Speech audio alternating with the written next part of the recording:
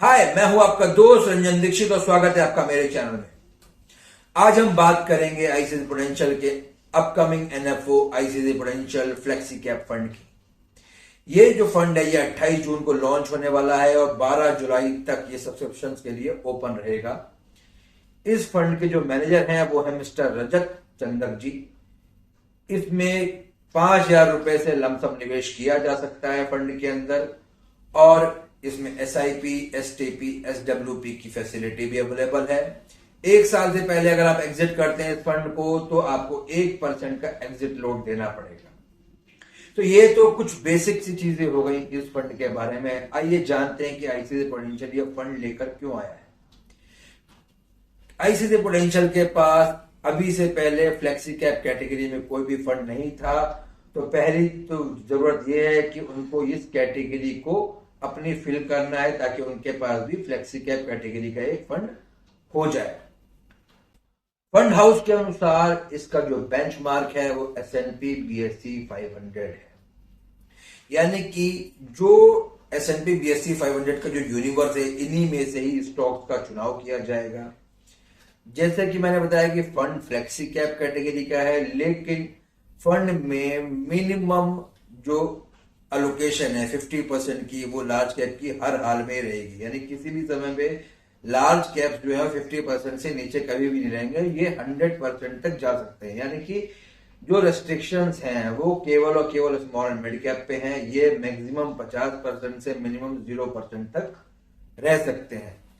Fund ने अपना एक इन हाउस मॉडल डेवलप करा हुआ है। उसके अनुसार जब भी फंड को ये लगेगा कि जो स्मॉल एंड मिड कैप है वो लार्ज कैप की तुलना में ओवर बॉट जोन में चले गए हैं, तो फंड जो है वो स्मॉल एंड मिड कैप को सेल करेगा।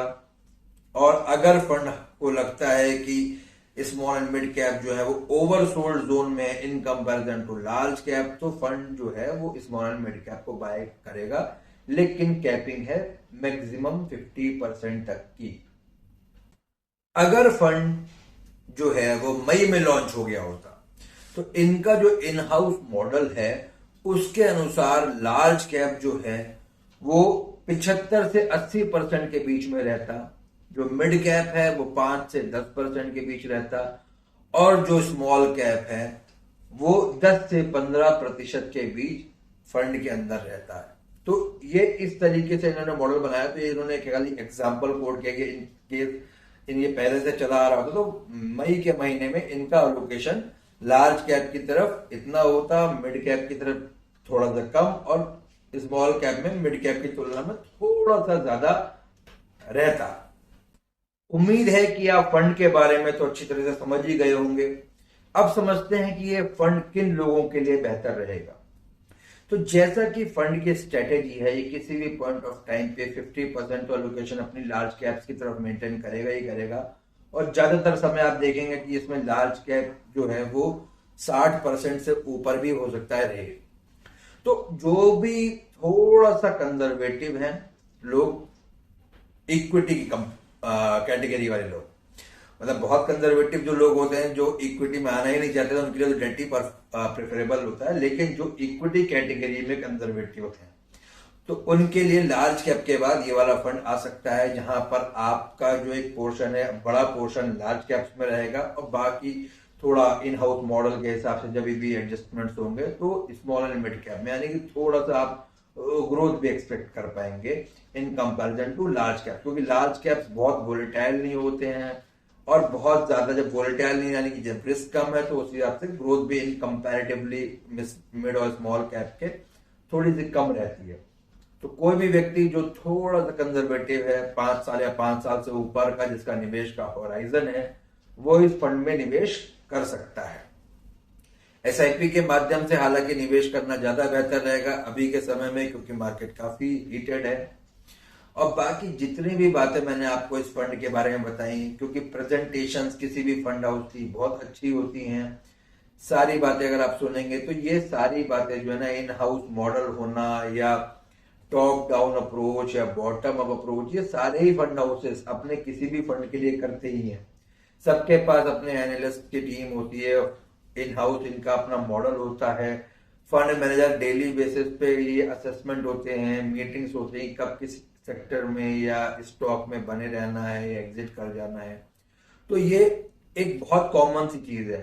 असली बात यह है कि आईसीसी प्रूडेंशियल के पास वो जगह ब्लैंक थी फ्लेक्सी कैप कैटेगरी की, तो उसको भरने के लिए ये फंड लाया गया है। बाकी समय बताएगा कि ये फंड कैसा रिटर्न देता है लोगों को।